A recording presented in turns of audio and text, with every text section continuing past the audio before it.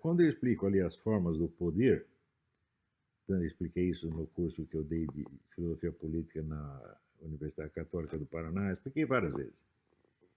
E um dos elementos fundamentais é a diferença de natureza entre o poder intelectual ou espiritual, como queiram chamar, o poder político-militar e o poder econômico. E a característica principal do poder intelectual é que ele é de longo prazo. Ele geralmente se exerce para além da vida do seu portador. Por exemplo, se você vê, Aristóteles viveu 400 anos antes de Cristo e a grande onda de aristotelismo no Ocidente começa em 1200, 1300. A influência de Aristóteles se arrasta até hoje. Porém, durante mais de um milênio, ficou quase todas as obras de Aristóteles ignoradas, só 2 ou 3 eram lidas. Né? Então, inclusive a poética de Aristóteles, ela fica sumida por 1400 anos, ela aparece em 1548, que descobrem, aí começam a ler. Então, como Augusto Comte dizia o seguinte: a vida dos vivos é determinada por filósofos mortos. O sujeito que não tem instrução, que não está dedicado a uma atividade filosófica, ou na verdade não está dedicado a atividade intelectual nenhuma, ele não tem uma única ideia própria. Tudo o que ele diz é herdado e copiado de algum filósofo do passado que ele geralmente não conhece e cujo nome ele também desconhece. Tá certo? Mas ele está sendo um instrumento do pensamento desse filósofo. Ele pode não saber, mas é um instrumento inconsciente. E é nesse sentido que o Comte dizer que a vida dos vivos é governada por filósofos mortos. Isso quer dizer que a ignorância do cidadão em relação às fontes remotas das suas ideias dá a ele a ilusão de que ele está pensando por si mesmo, de que ele é independente e de que ele, sendo um homem prático, um homem de ação, ele não precisa desses filósofos absolutamente. Isto é assim, isto é, vamos dizer, talvez o espetáculo mais cômico, para não dizer mais grotesco, da existência humana. Quer dizer que aqueles que são, vamos dizer, discípulos inconscientes, ou de Kant, ou de Platão, ou de Karl Marx, imaginam que não precisa nem de Kant, nem de Platão, nem de Karl Marx para coisa nenhuma, e se acha muito independente e muito superior, precisamente por desconhecer as fontes das suas próprias ideias. Os políticos são todos assim, do primeiro ao último. Políticos, administradores, capitalistas, são quase todos assim. Os que não são 2 ou 3 gênios que estão espalhados e que dominam os outros, justamente porque são gênios. Mas, em geral, as pessoas que se consideram homens práticos são os maiores imbecis da Terra, porque se existe uma coisa que raramente dá certo é a tal da vida prática. Em geral, o que a gente vê é só você olhar em volta e perguntar assim: quantas pessoas eu conheço tiveram sucesso e quantas se deram muito mal? Olha, faça as contas e você vai ver. Os que têm sucesso é 1%, 2%, e geralmente são os camaradas que têm mais estudo ou que têm mais sorte. Então, eu, quando planejei o meu curso, eu pensava o seguinte, que eu precisaria de 30 anos, no mínimo, para criar uma nova intelectualidade no Brasil, intelectualidade mais séria do que a que nós temos atualmente, e que se ombreasse, no mínimo, aquela que nós tínhamos nos anos 50 e 60. E que eu precisaria de 30 anos para isso. E que depois desses 30 anos, talvez fosse possível esta intelectualidade gerar uma classe política melhorzinha. Mas quando o meu curso foi alcançando 10, 12, 13 anos, já houve uma espécie de ejaculação precoce. Começaram a aparecer esperanças políticas, muito justificadas, na verdade, porque ninguém aguentava mais aquela situação criada pelo PT, e imediatamente aparece uma classe política de pessoas totalmente despreparadas e presunçosas. Em vez de querer estudar, eu falei, não, nós vamos ter que criar um movimento político e, vamos dizer, acumular poder nesse movimento político para daí fazer alguma coisa. Não, já foram todos se eleger. Quero ser vereador, senador, deputado e vamos resolver os problemas do Brasil. Isso não é sério, gente. Eu lembro a vocês o seguinte, que quando eu pensei num prazo de 30 anos, não foi uma decisão minha, foi o resultado de uma série de análises históricas feitas, nas quais até o falecido ministro Roberto Campos me deu uma ajuda, nós trocamos muita ideia sobre isso, e na época nós pensamos assim, quanto tempo transcorre de uma revolução cultural a uma revolução política? E dissemos que o mínimo era 30 anos. Eu posso dar alguns exemplos, em geral muito mais do que 30 anos. Se você pegar a preparação da Revolução Francesa, Peraí, antes disso, deixa eu entrar num outro negócio. Uma vez coloquei um post dizendo que a formação do movimento político obedece a uma sequência de etapas que não são trocáveis e nem mutáveis. É uma coisa fixa. A primeira etapa são discussões em pequenos círculos de intelectuais que se prolongam por várias décadas até formar um vocabulário comum, um conjunto de conceitos descritivos e, vamos dizer, um leque de alternativas descritivas e explicativas que possa, então, dar uma ideia da forma intelectual do movimento. Isso aí, de fato, se prolonga por várias décadas. Se você pegar na história da Revolução Francesa, especialmente você pode ver isso no livro do Augustin Forchamp, que eu tenho comentado na aula do COF, o negócio começa na metade do século XVIII, né, naqueles chamados clubes de pensamento, ou lojas, ou sociedades de pensamento. Eles ficam ali durante meio século discutindo, dizer, uma descrição da situação, né, e qual é o corpo de valores que deve orientar a política de um país. Isso durante quase meio século. Só a partir daí surge, então, vamos dizer, a militância ativista, os líderes, etc, etc. Se você pegar na Revolução Russa, você pode acompanhar, por exemplo, se você ler os livros de Dostoiévski, você vai ver que tem ali aquelas longas discussões, noite adentro. Isso começa por volta de 1850, para daí ter a Revolução em 1917. E do mesmo modo, aqui nos Estados Unidos, por exemplo, você vê, na década de 30, 40, o grande crítico Lionel Trilling escreveu o livro The Liberal Imagination, no qual ele dizia que só havia uma tradição cultural literária nos Estados Unidos, que era o que eles chamam de liberalismo. O liberalismo é o progressismo ou o esquerdismo. E em 1935, por volta de 35, aparece o livro mais famoso de um autor chamado Albert J. Nock, que se chama O Nosso Inimigo, o Estado. E esse pode ser tido como um momento inaugural do movimento conservador. O movimento conservador continua crescendo, ocupando espaço na esfera cultural, trocando ideias, tentando esclarecer para si mesmo o que está acontecendo, até que consegue eleger pela primeira vez um presidente em 1980, que foi o Ronald Reagan. Então você vê que essas coisas demoram mesmo. E esta etapa não é saltável. Você não pode passar, vamos dizer, de uma vida intelectual superficial, boboca, para um sucesso político. Isso não existe. Tá certo? Então, no Brasil, o pessoal diz, mas nós temos pressa, etc. Bom, a resposta a isso é aquela frase do Goethe, é urgente ter paciência. Quer dizer que se você não tem paciência para tratar do problema com a seriedade devida, você vai fracassar. Então você vai conseguir fazer a única coisa que consegue fazer com pressa, que é dar com os burros na água, que é se ferrar todo. Então, o pessoal simplesmente saltou esta etapa. Se você pegar a nossa direita inteira, né, praticamente inteira, sobretudo a direita ativista, os caras que estão aí no Congresso, etc. E eu dei um livro de Max Horkheimer, o Georg Lucas, para ler, eles não conseguem ler. Se você pegar esses nossos generais, dá um livro do Georg Lucas ou Max Horkheimer, não conseguem ler. Eles não têm cultura para isso. Então, eles não sabem de onde vêm as ideias que influenciam a sua própria conduta. Então, tem aquele efeito que eu expliquei do ignorante. Quer dizer, o ignorante se acha independente da análise intelectual, dos fatores ideológicos, justamente porque ele não sabe qual é o fator ideológico que está influenciando a conduta e a vida dele.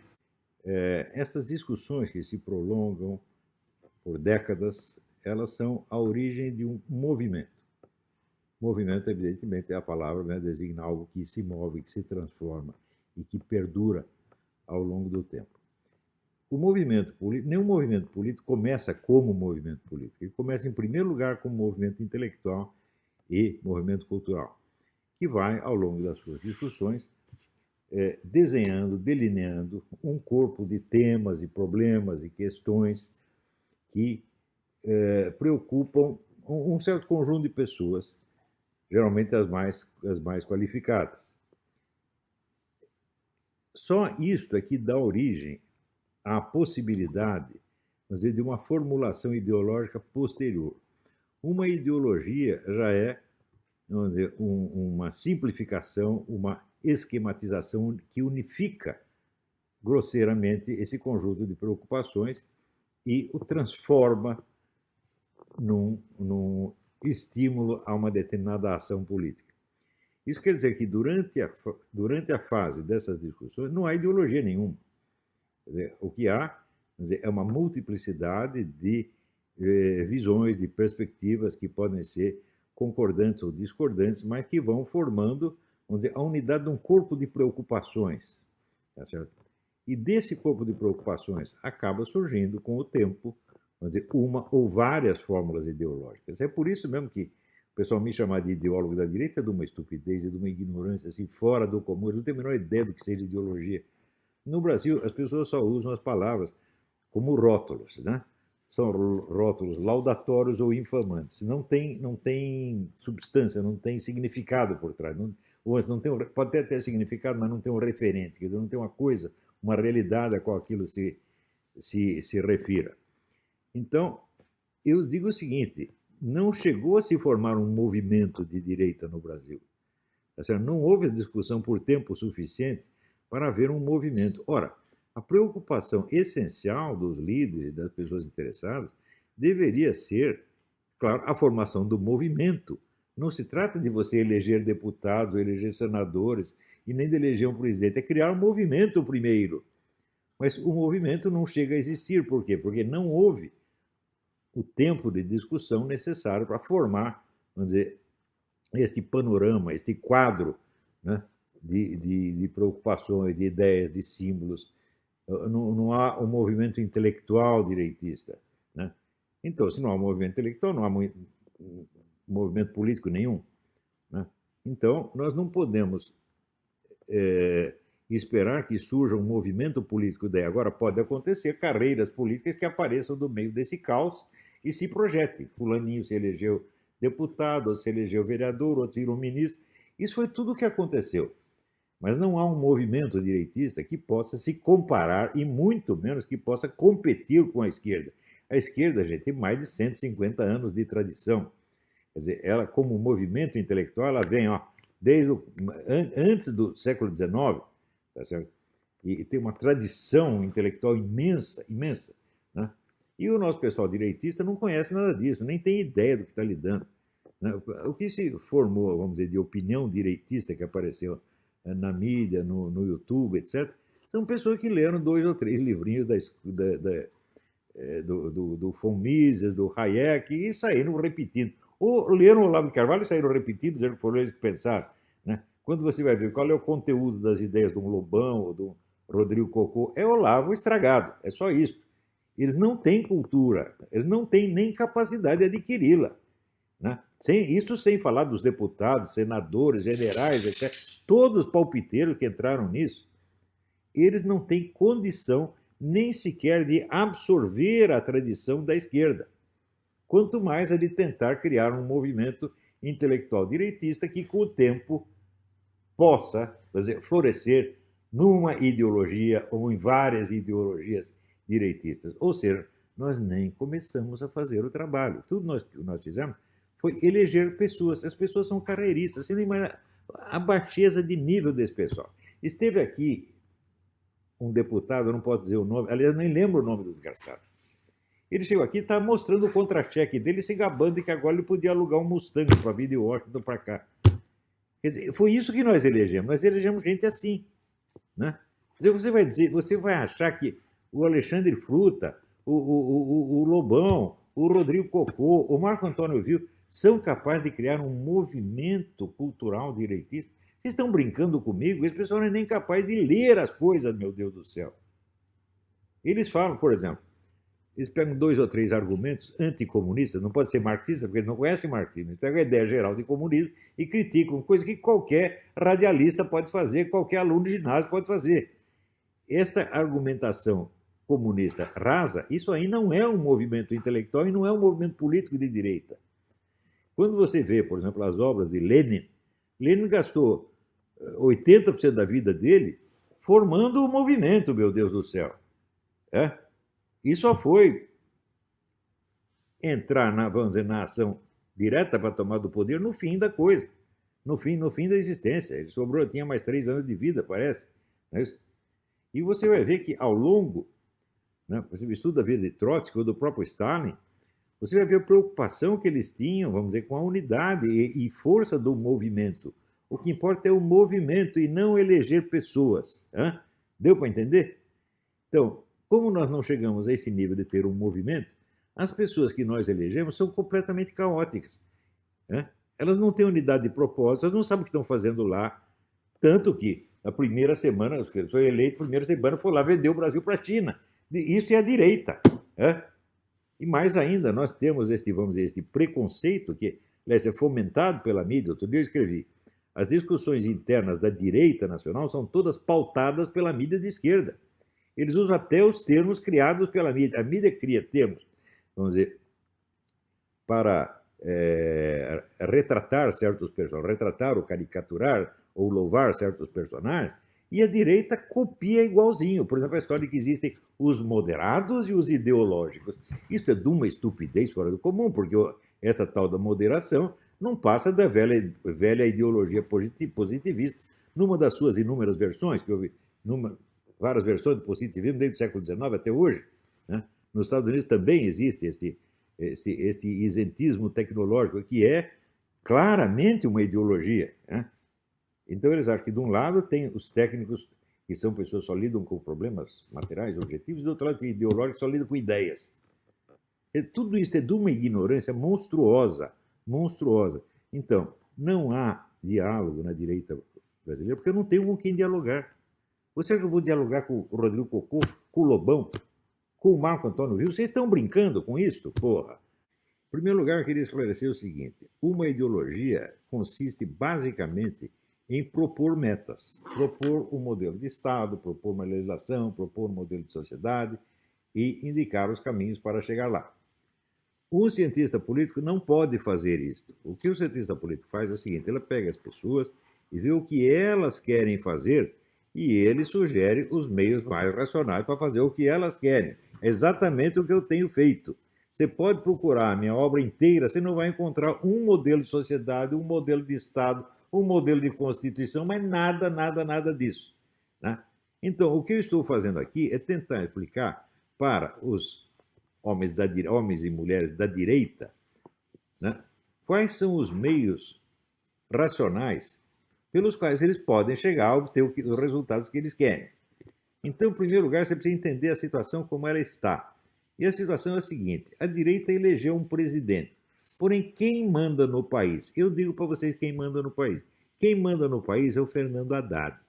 O Fernando Haddad, em 1998, criou um plano para o PT, que ele disse que já estava em execução no PT, cujo resumo é assim: a elevação política do lumpenproletariado. O que é o lumpenproletariado? São bandidos, prostitutas, drogados, loucos, né? Pessoas divergentes, de tudo quanto é tipo, pessoas que não têm um lugar específico na sociedade. E, se você for ver, hoje, o lumpenproletariado domina o panorama nacional. Você vê, por exemplo, que o sujeito esfaquear um candidato a presidente da República não é nada.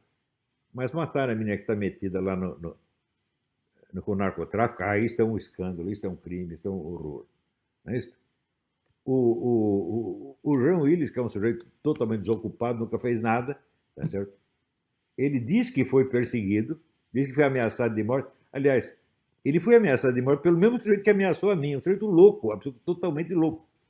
Mas no caso dele, isso tem uma importância política e moral extraordinária. Por quê? Porque é o lumpenproletariado. Então, a ideologia de gênero, o que é? Lumpenproletarização. Ela está sendo aplicada, ela está sendo, vamos dizer, oficializada, tornada obrigatória esta semana pelo STF. Enquanto isso, vocês viram esse vídeo que eu coloquei aí do procurador do Rio Grande do Sul, Rodney Candeias, ele descrevendo assim, a ocupação do território nacional por ONGs estrangeiras associadas a partidos de esquerda. Eles já tomaram metade do território nacional. Né? E você acha que quem está no poder é o Bolsonaro? Não é o Bolsonaro. Este é o plano do Haddad. Vocês esqueceram o seguinte: depois de todos os crimes do PT que foram comprovados, divulgados, mas milhares e milhares de crimes que eu nunca vi no mundo, o candidato deles chega a ter 44 milhões de votos. E vocês acham que vocês têm alguma força só porque o seu candidato tem um pouquinho mais de voto? Não. Porque o candidato que vocês elegeram não tem nenhuma organização, não tem nenhuma militância organizada, não tem nada. Esses camaradas têm a macro-organização, eles dominam a mídia, as universidades, os órgãos públicos, as ONGs, as verbas federais, o sistema judiciário, a OAB e tudo. Eles estão no poder, vocês não entenderam ainda? Viu que eu falei para você, você eleger um presidente sem que ele tenha o suporte partidário, militante, etc, etc, é a mesma coisa que condená-lo à morte. Foi isso que eles fizeram. Entregaram esse abacaxi impossível para o Bolsonaro resolver e querem que ele resolva. Enquanto vocês estão discutindo aí se o Eduardo deve ir para Washington ou não, os caras estão lá oficializando a ideologia de gênero, tomando o território nacional. Outra coisa eu vou dizer para vocês. Quantas armas foram apreendidas na fronteira, dessas armas que são contrabandeadas para vir para as Farc? Quantas foram? Nunca nenhuma. Quando Fernandinho Beiramar foi preso, ele foi preso pelo exército da Colômbia, não pelo nosso. Quando ele chegou no Brasil, ele foi no Congresso e humilhou os deputados. Na Colômbia ele confessou tudo. No Brasil não confessou nada, ele mandou os deputados calar a boca e eles calaram a boca. Quem tem o poder no Brasil? Quem tem o poder no Brasil é o Fernando Haddad. Vocês não entenderam ainda? A desqualificação da direita é tal que não dá nem para ter um confronto, não dá nem para ter um debate. Quando chega o debate, o cara da direita se apressa a usar os termos, o vocabulário e os conceitos descritivos que a esquerda lhe impôs. Eu vi um grande militar, nosso comandante militar muito louvado, aparecer do lado de um membro do Foro São Paulo, dizendo: nós compreendemos que a criminalidade é efeito da pobreza e que nós precisamos resolver os problemas sociais para depois eliminar a criminalidade. O que é isso aí? É o discurso da esquerda. É claro que é um discurso insensato, porque me diz como é que a pobreza compra tantas armas e cria organizações mega bilionárias de tráfico de drogas. No Rio de Janeiro, antes de eu sair do Rio de Janeiro, a coisa já estava assim, não havia mais banditismo avulso. O sujeito que queria fazer um roubo, ele tinha que ir no Moro pedir para o chefe do tráfico a arma, autorização, etc, etc. Ou seja, o pessoal do narcotráfico já está controlando até pequenos furtos. E você vai dizer que isso é problema social, né? Quer dizer, os narcotraficantes estão muito sem dinheiro, coitadinhos, então eles estão traficando droga por causa disso. Ora, o homem estava lá repetindo o discurso da esquerda, igualzinho, e servindo a isto, sem perceber o que estava fazendo. Depois eu vi um debate entre esse general Rocha Paiva e esse senador Randolph, que diz que também é professor de história. E o debate era sobre o golpe de 1964. Então, o general sabia muitos fatos. Os fatos que ele citava eram verdadeiros. O Randolph mentia um pouquinho. Mas o Randolph ganha o debate. Sabe por quê? Porque o general aceitou a premissa básica do Randolph, que é a seguinte: antes do golpe havia uma ordem democrática no Brasil e ela foi rompida pelo golpe.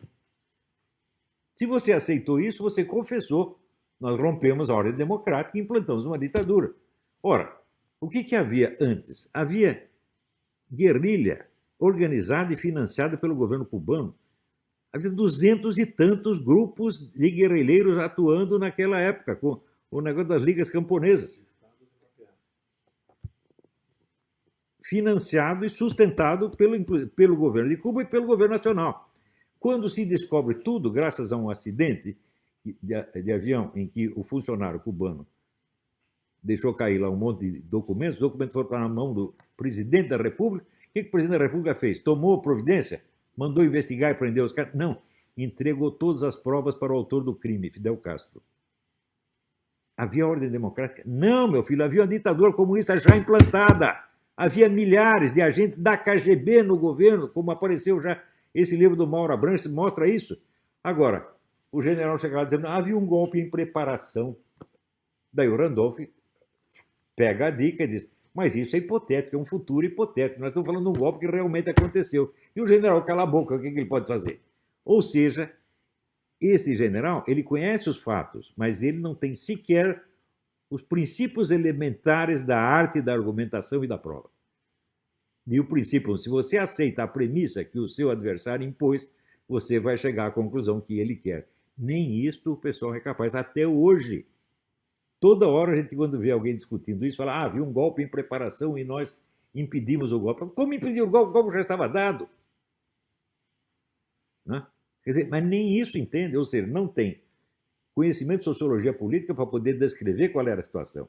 Aceita a descrição falsa imposta pelo adversário de que havia uma ordem democrática legal. O Brasil estava em total ilegalidade. Né? O governo do seu João Goulart fazia o que queria. Né? O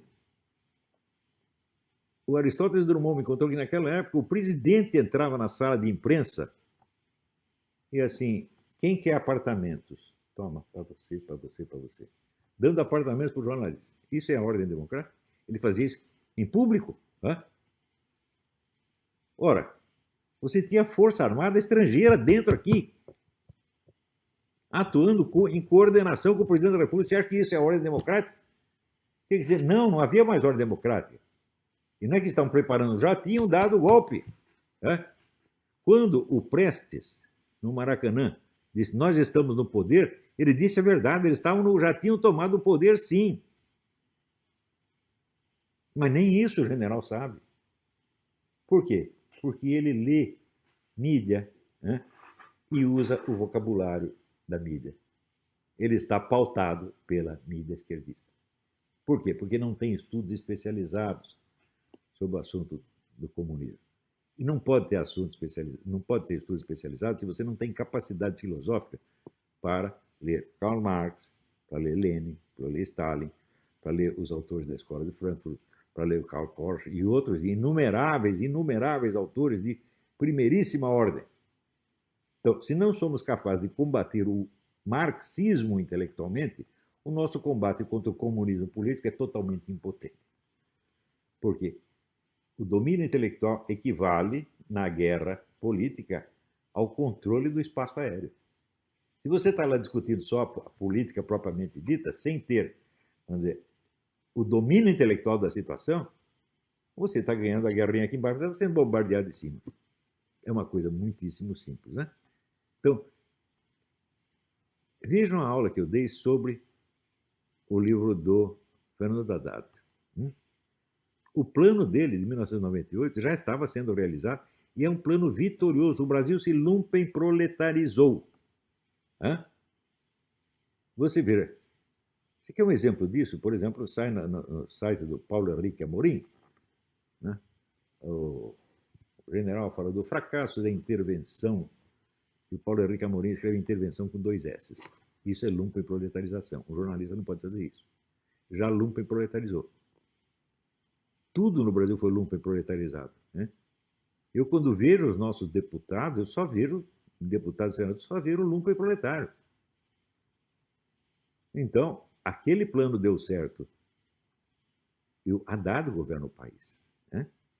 O Bolsonaro está tentando fazer uma reforma da Previdência, que se sair, vai sair lá para setembro, outubro, novembro. Vai ser a primeira grande vitória. Então, o pessoal agora aposta o seguinte, nós vamos mandar o Eduardo Bolsonaro para Washington e o Trump vai aqui nos ajudar a eliminar o Foro de São Paulo. Ou seja, você está provando que você é um serviçal do imperialismo, que você é incapaz de fazer qualquer coisa por conta própria e você tem que pedir instrução lá para o Trump. Então, é este o problema de uma incapacidade monstruosa, de um desleixo e de um ódio ao conhecimento. Nada no Brasil é mais odiado do que a inteligência e a alta cultura. Isso cria uma inveja e um ódio sem fim. Enquanto não parar isso, nós vamos continuar perdendo.